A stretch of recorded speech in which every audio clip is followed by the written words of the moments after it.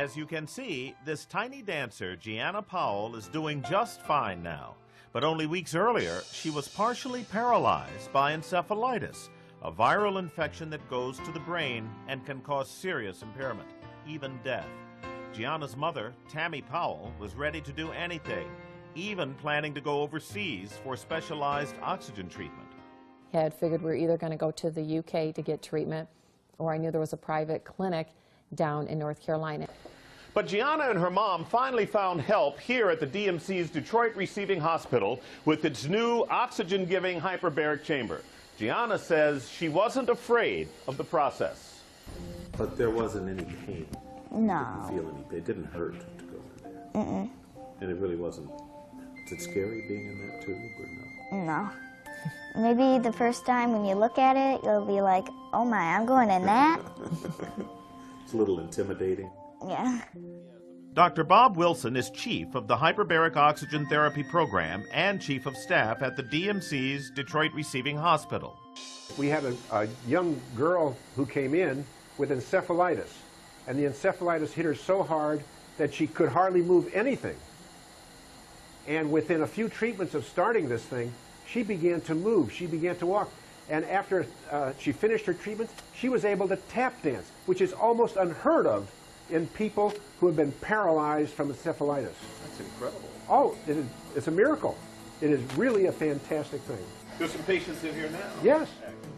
The hyperbaric chamber is a non-invasive, painless, high-oxygen pressure treatment used for a number of conditions and illnesses, including diabetic ulcers and other non-healing wounds, necrosis of soft tissue and bone due to radiation treatments, gangrene, and more.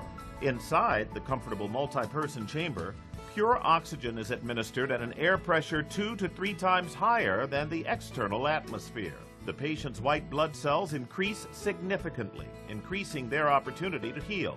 Throughout the session, technicians have ongoing contact with the patient, ensuring a high level of comfort and accommodation. The results sometimes seem, well, almost miraculous. And although there are some things that we still don't understand about the hyperbaric chamber, the good news is it works. The body, when it senses an area that has no oxygen and an area that has very high oxygen, tries to build blood vessels from the very high oxygen area into the area that has no oxygen. We don't know exactly why that occurs, but the body senses that area that has no blood flow and tries to build new blood vessels down into that area that has no blood flow.